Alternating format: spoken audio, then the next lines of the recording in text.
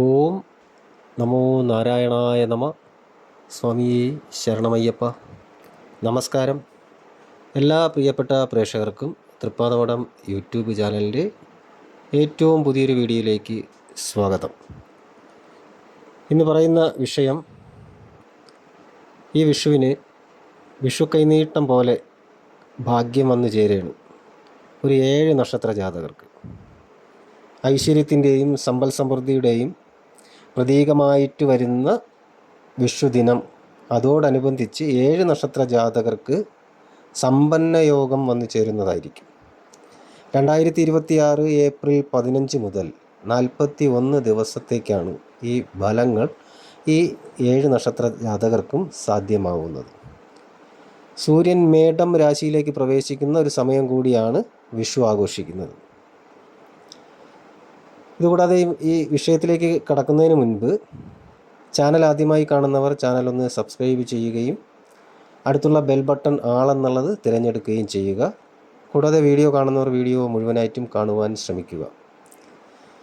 ഇവിടെ ആദ്യമായിട്ട് പൊതുവായിട്ടുള്ള വിഷുഫലം ഒന്ന് പറയാം, ചെറിയ രീതിയിൽ. എന്നിട്ടാകാം 7 നക്ഷത്രങ്ങളുടെ പ്രധാന യോഗഫലങ്ങൾ വിശദീകരിക്കുന്നത്. ഇവിടെ ഈ ആദ്യം പറയുന്ന പൊതുഫലങ്ങളാണ്. അത് നിങ്ങളുടെ ജാതകം കൂടി പരിശോധിച്ച് കാര്യങ്ങൾ വ്യക്തമാക്കി മനസ്സിലാക്കി മുന്നോട്ട് പോകുവാൻ ശ്രമിക്കുക എന്നുള്ളതാണ്. ഇപ്പോൾ ഈ മേടം രാശിയിൽ വരുന്നത് അശ്വതി, ഭരണി, കാർത്തിക, കാൽ എന്നീ നക്ഷത്രങ്ങളാണ്. ഇവർക്ക്, മേടം രാശിക്കാർക്ക്, ഏറെക്കാലമായിട്ട് അനുഭവിച്ച് വന്നുകൊണ്ടിരുന്ന ബുദ്ധിമുട്ടുകളെല്ലാം മാറി പരിഹാരമുണ്ടാകുന്ന ഒരു വർഷമായിരിക്കും. സാമ്പത്തിക നില മെച്ചപ്പെടും, കുടുംബജീവിതം സന്തോഷകരമാകും. പുതിയ വീട്ടിലേക്ക് താമസം മാറുവാനോ പുതിയ വീട് വാങ്ങുവാനോ ഉദ്ദേശിക്കുന്നവർക്കൊക്കെ ആഗ്രഹം നടത്തിയെടുക്കുവാൻ സാധിക്കും. ചില നക്ഷത്ര ജാതകർക്ക്, ഈ അശ്വതി, ഭരണി, കാർത്തിക എല്ലാവർക്കും അല്ല, ഇതിൽ ചില അശ്വതി, ഭരണി, കാർത്തിക നക്ഷത്ര ജാതകർക്കൊക്കെ സ്വന്തമായിട്ട് വാഹനയോഗം വന്നു ചേരും. പൊതുവേ കാര്യങ്ങൾ ആഗ്രഹിക്കുന്ന പോലെ നടന്ന് കിട്ടുവാനാണ് കൂടുതലും സാധ്യത. ഇടവം രാശി വരുമ്പോൾ കാർത്തിക, മുക്കാല്, രോഹിണി, മകയിര, മര ഗുണദോഷ സമ്മിശ്രമായിട്ടുള്ള ഒരു വർഷമാണ്. വർഷത്തിൻ്റെ ആരംഭം കൂടുതൽ മികച്ചതായിരിക്കും. ദൈവാധീനം കുറയുന്നത് കൊണ്ട് പ്രാർത്ഥനകളും വഴിപാടുകളും ഒക്കെ മുടങ്ങാതെ നടത്തേണ്ട ഒരു സമയം കൂടിയാണ്. പല കാര്യങ്ങൾക്കും വേണ്ടി ഒരുപാട് പ്രാവശ്യം പരിശ്രമിക്കേണ്ടതായിട്ട് വരാം. വിദ്യാർത്ഥികൾ പഠനകാര്യത്തിൽ കൂടുതൽ ശ്രദ്ധിക്കണം. സാമ്പത്തിക നേട്ടങ്ങൾ ഉണ്ടാകും. പ്രവർത്തന രംഗത്ത് കാര്യങ്ങൾ ആഗ്രഹിക്കുന്നത് പോലെ നടന്നു വരാനും സാധ്യതയുണ്ട്. മിഥുനം രാശി വരുമ്പോൾ മകയിരം, മര, തിരുവാതിര, പുണർദം, മുക്കാല് വർഷാരംഭത്തേക്കാൾ മികച്ചതായിരിക്കും പിന്നീടുള്ള കാലം എന്ന് പറയാം. സാമ്പത്തിക നില മെച്ചപ്പെടും. തൊഴിൽ രംഗത്തെ ബുദ്ധിമുട്ടുകൾ ആ രീതിയിൽ തുടർന്നു പോകുവാനുള്ള സാധ്യതയുണ്ട്. ഉപരിപഠനത്തിന് അവസരങ്ങൾ ഉണ്ടാകും. പരീക്ഷയിൽ മികച്ച വിജയം കരസ്ഥമാക്കുവാൻ സാധിക്കും. പുതിയ സംരംഭങ്ങൾ തുടങ്ങുവാൻ കഴിയും. സാഹിത്യകാരന്മാർക്ക്, ലേഖകർക്ക്, കലാപ്രവർത്തനങ്ങൾക്കൊക്കെ നടത്തുന്നവർക്കൊക്കെ അംഗീകാരങ്ങൾ ലഭിക്കും. പൊതുവെ ഈശ്വരാധീനമുള്ള ഒരു കാലഘട്ടമായിരിക്കും. കാര്യങ്ങൾ ആഗ്രഹിക്കുന്നത് പോലെ നടത്തിയെടുക്കുവാൻ സാധിക്കും. കർക്കിടകം രാശിയിൽ വരുമ്പോൾ പുണർദം, കാല്, പൂയം, ആയില്യം അനാവശ്യ ചെലവുകൾ നിയന്ത്രിക്കുവാൻ സാധിക്കും. പല കാര്യങ്ങളും മന്ദഗതിയിലാവും. സാമ്പത്തിക പ്രശ്നങ്ങൾ ഉണ്ടാകാനിടയുണ്ട്. അവിവാഹിതരുടെ വിവാഹം നടക്കുവാൻ സാധ്യതയുണ്ട്. പ്രണയജീവിതം കൂടുതൽ ഊഷ്മളമുള്ളതായി തീരും. കൂട്ടുകച്ചവടങ്ങൾ അല്ലെങ്കിൽ പാർട്ട്ണർഷിപ്പ് കൂടുതൽ മെച്ചപ്പെട്ടതായി വന്നു ചേരും. കുടുംബജീവിതം സന്തോഷകരമായിട്ട് മാറും. പുണ്യകർമ്മങ്ങളോട് താല്പര്യം ഉണ്ടാകും. വിദേശ ജോലിക്കൊക്കെ സാധ്യത തെളിഞ്ഞു വരുന്നൊരു സമയമാണ്. ചിങ്ങം രാശിയിലോട്ട് വരുമ്പോൾ മകം, പൂരം, ഉത്രം, കാല് ഏറെക്കാലമായി കാത്തിരുന്ന ചില കാര്യങ്ങൾ സഫലമാക്കിയെടുക്കുവാൻ സാധിക്കും. വർഷത്തിൻ്റെ ആരംഭം വളരെ ഗുണകരമാണെങ്കിലും പിന്നീട് കാര്യങ്ങൾ കുറച്ച് മന്ദഗതിയിലാവാനുള്ള സാധ്യതയുണ്ട്. അതുകൊണ്ട് തന്നെ പുതുതായി തുടങ്ങുന്ന കാര്യങ്ങളെല്ലാം ആദ്യ 2 മാസങ്ങളിൽ ആരംഭിക്കുന്നതായിരിക്കും ഉത്തമം. ചിലവുകൾ വർദ്ധിക്കും. ചിലർക്ക് സ്ഥലം മാറ്റത്തിന് സാധ്യത ഉണ്ടാകും. പങ്കാളിയുടെ കാര്യത്തിൽ കൂടുതൽ ശ്രദ്ധിക്കേണ്ട ഒരു സമയം കൂടിയായിരിക്കും. തുടർന്ന് കന്നി രാശിയിൽ ഉത്രം, മുക്കാല്, അത്തം, ചിത്തിര, ആര തൊഴിൽ രംഗത്തെ പ്രശ്നങ്ങൾക്ക് പരിഹാരം ഉണ്ടാകും.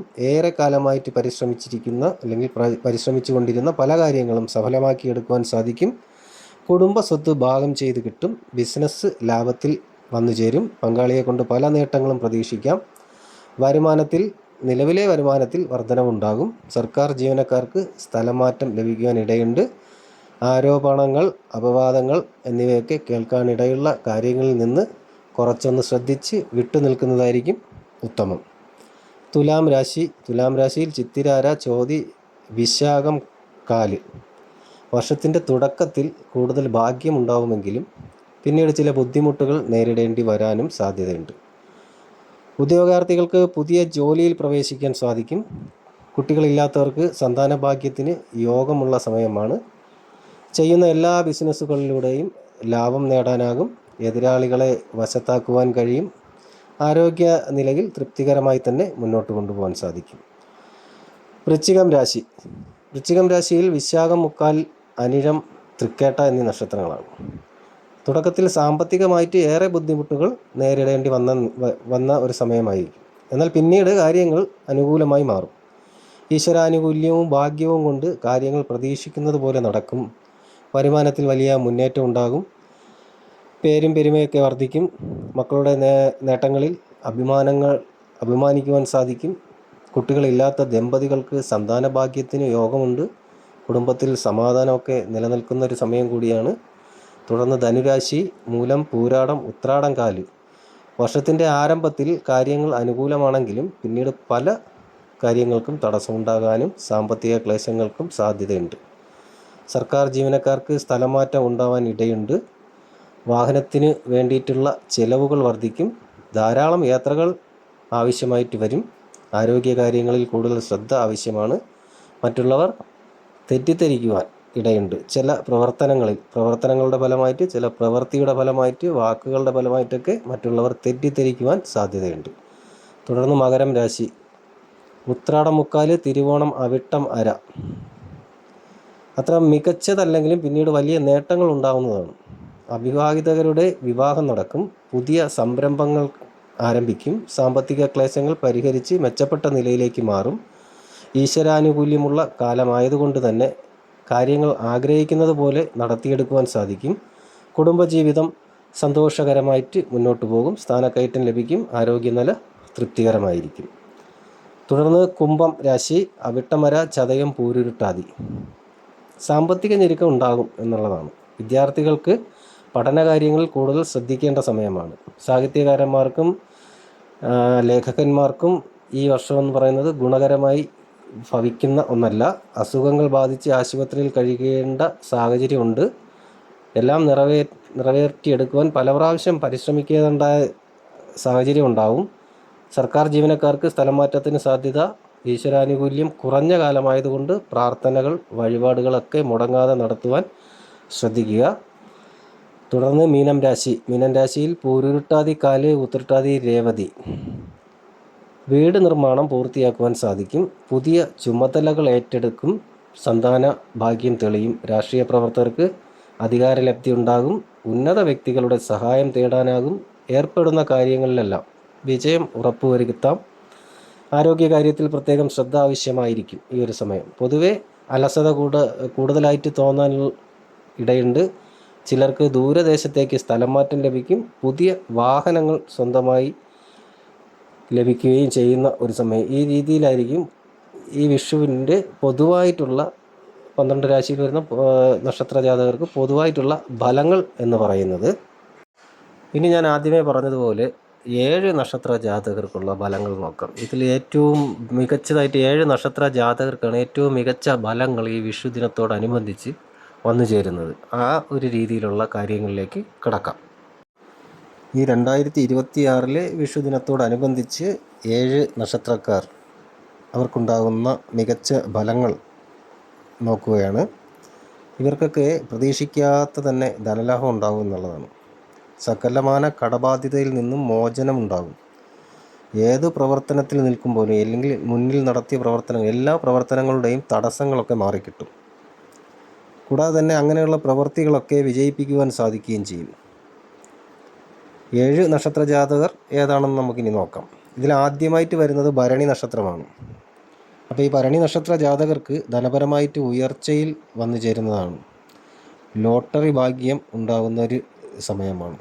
അതും വലിയ രീതിയിലുള്ള ഭാഗ്യം. തൊഴിൽപരമായിട്ടോ ബിസിനസ് പരമായിട്ടോ ഒക്കെ അതിൽ നിന്നൊക്കെ ഇരട്ടി ലാഭം വന്നു ചേരുന്ന ഒരു സമയം കൂടിയാണ് ഭരണി നക്ഷത്ര ജാതകർക്ക്. തുടർന്ന് വരുന്നത് പൂയം നക്ഷത്രമാണ്. പൂയം നക്ഷത്ര ജാതകർക്ക് ഒരു സുവർണ കാലഘട്ടമാണ് ഈ വരുന്നത്. ഭൂസ്വത്തുക്കൾ കയ്യിൽ വരുന്ന ഒരു സമയമാണ്. ജന്മദേശത്ത് നിന്ന് മറ്റൊരിടത്തേക്ക് മാറി താമസിക്കുവാനുള്ള സാധ്യതയുണ്ട്. ഈ മാറി താമസിക്കുന്ന എന്ന് പറയുമ്പോൾ അത് മികച്ച രീതിയിലുള്ള ജീവിതമായിരിക്കും കിട്ടുന്നത്. അവിടെ വലിയ ധനാഗമനം നിങ്ങളിൽ വന്നു ചേരും. യാത്രകൾ വഴി വളരെ വലിയ വിജയമുണ്ടാകും. തുടർന്ന് പൂരം നക്ഷത്രം. പൂരം നാളുകാർക്ക് മികച്ച ഒരു സമയമായിരിക്കും. ഈശ്വരാനുഗ്രഹം ഏറ്റവും കൂടുതലായി വരുന്നൊരു സമയമാണ്. ബിസിനസ് പരമായിട്ട് ഉയർച്ചയുണ്ടാകും. പ്രതീക്ഷിക്കാതെ ലാഭവിഹിതം കയ്യിൽ വരും. സമൂഹത്തിലൊക്കെ അംഗീകരിക്കപ്പെടും. ജനസമ്മതി നേടുകയും ചെയ്യും. തുടർന്ന് വരുന്നത് ചിത്തിര നക്ഷത്രം. ചിത്തിര നാളുകാർക്ക് കാര്യങ്ങൾ ചെയ്യുവാനുള്ള മനക്കരുത്ത് നിങ്ങളിൽ വന്നു ചേരും. പ്രവർത്തനങ്ങളിലൂടെ ഗുണഫലങ്ങളുണ്ടാകും. ഭൂമി സംബന്ധമായിട്ടുള്ള ക്രയവിക്രയങ്ങളിൽ നിന്ന് അധിക ലാഭം ഉണ്ടാകുകയും ചെയ്യുന്നൊരു സമയമാണ്. എല്ലാ സാമ്പത്തിക ബുദ്ധിമുട്ടുകളും മാറിക്കിട്ടുന്ന ഒരു സമയം കൂടിയാണ്. തുടർന്ന് വിശാഖം നക്ഷത്രമാണ്. വിശാഖം നാളുകാർക്ക് അധികാര പദവികൾ അലങ്കരിക്കുവാൻ സാധിക്കും.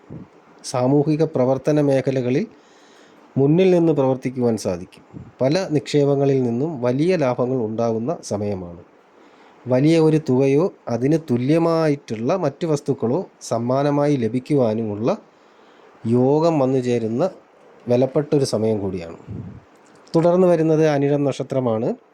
അനിഴം നക്ഷത്ര ജാതകർക്ക് ശത്രുക്കൾ അടിയറവ് പറയുന്ന സാഹചര്യങ്ങളുണ്ടാകും. ചതിയന്മാരെ തിരിച്ചറിഞ്ഞ് പ്രവർത്തിക്കുവാൻ നിങ്ങൾക്ക് കഴിയും. ബിസിനസ്സിൽ നിന്ന് വൻ ലാഭം പ്രതീക്ഷിക്കാവുന്ന സമയം. കുടുംബസ്വത്ത് ലഭിക്കുവാനും ഈ സമയം യോഗം വന്നു ചേരുന്നതാണ്. തുടർന്ന് രേവതി നക്ഷത്രമാണ്. രേവതി നാളുകാർക്ക് സാമ്പത്തിക നേട്ടങ്ങൾ പ്രതീക്ഷിക്കാവുന്ന ഒരു കാലഘട്ടമായിരിക്കും. സമൂഹത്തിൽ ആദരിക്കപ്പെടുന്ന നിമിഷങ്ങൾ ഉണ്ടാകും. നിക്ഷേപങ്ങളിൽ നിന്നൊക്കെ വൻ ലാഭം ഉണ്ടാകുന്ന സമയമായിരിക്കും. ഐശ്വര്യം നിറയുന്ന ഒരു പ്രത്യേക സമയമായിരിക്കും രേവതി നാളുകാർക്കും ഉണ്ടാകാൻ പോകുന്നത്. ഈ ഒരു സമയത്ത് പ്രധാനമായിട്ടും ഈ പറഞ്ഞ ജന്മനക്ഷത്ര ജാതകർ വിഷ്ണു ക്ഷേത്ര ദർശനം നടത്തുക. ശ്രീകൃഷ്ണസ്വാമി ക്ഷേത്ര ദർശനം നടത്തി തൃക്കൈ വെണ്ണ സമർപ്പിച്ച് പ്രാർത്ഥിക്കുക. മഹാവിഷ്ണു ക്ഷേത്രത്തിൽ ഭാഗ്യസൂക്തം അർച്ചന കഴിപ്പിച്ച് പ്രാർത്ഥിക്കുക. കൂടാതെ കരുണ, ദാനം, ക്ഷമ എന്നിവ വച്ച് പുലർത്തുവാനും ശ്രമിക്കുക.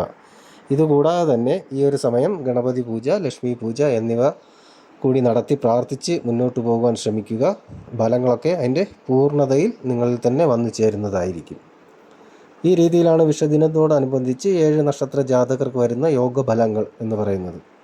ഈ വീഡിയോ നിങ്ങൾക്ക് ഉപയോഗപ്രദമാണെന്ന് തോന്നിയാൽ വീഡിയോ മറ്റുള്ളവർക്ക് കൂടി ഷെയർ ചെയ്ത് കൊടുക്കുക.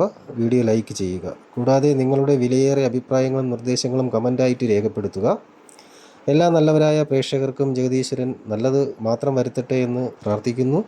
ശുഭദിനം നേരുന്നു. നന്ദി, നമസ്കാരം.